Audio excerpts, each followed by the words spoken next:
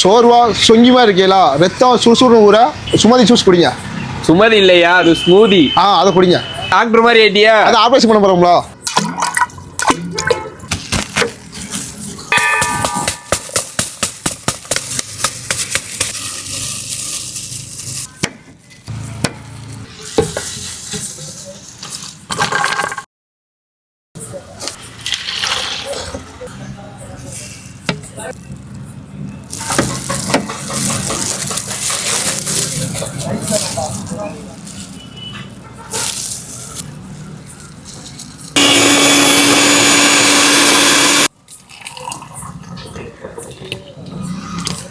குடிங்க, சுறுசுறுப்பா இருங்க.